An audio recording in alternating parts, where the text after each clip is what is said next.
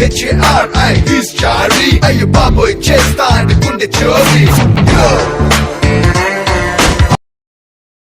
Hi అండి, VR రాజా facts.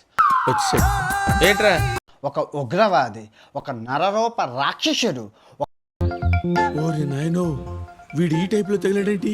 ఒక betting Rayudu ఈ ఏమయ్యా ఇందాక మాట్లాడుతున్నప్పుడు మధ్యలో నన్ను ఏమన్నా రారా పోరా అన్నావా? ఫ్లోలో ఏదైనా వచ్చుంటుంది. ఫ్లోలో అయితే పర్లేదు. బూతులు కూడా వస్తుంటాయి.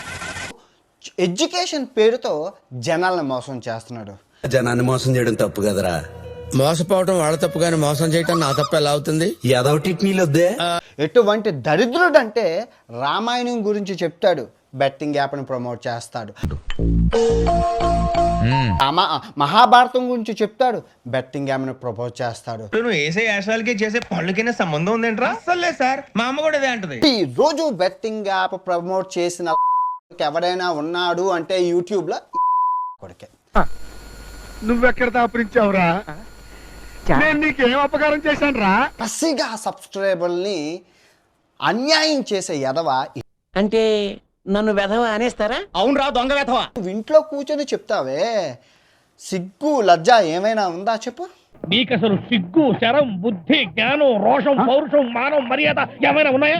తమ సబ్స్క్రైబర్లు చేసిన నష్టాలు అవన్నీ తమ తీర్చేది. నేనా 3 కోట్లు ఇవ్వాలా, ఎందుకు ఇవ్వాలి అని అడక్కు. తమరు చెప్పింది అంతే, కానీ మన వాళ్ళు బాగా ఆడేసి ఎక్కువ దొబ్బెట్టుకున్నారు.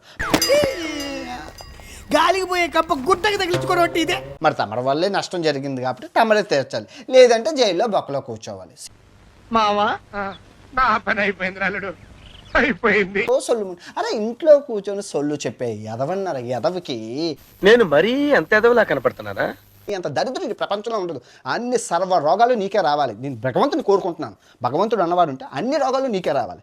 నన్ను క్షమించన్నా, ఎర్రి బాగులో అన్నా, వెనక ముందు ఎవరు లేని అనాథరన్నా. ఈజీగా ఎవరు మీరు ఆ పేడ, ఆ పియ్యలు, అశుద్ధంలో పురుగులు ఉంటాయి చూడు, ఆ టైపు.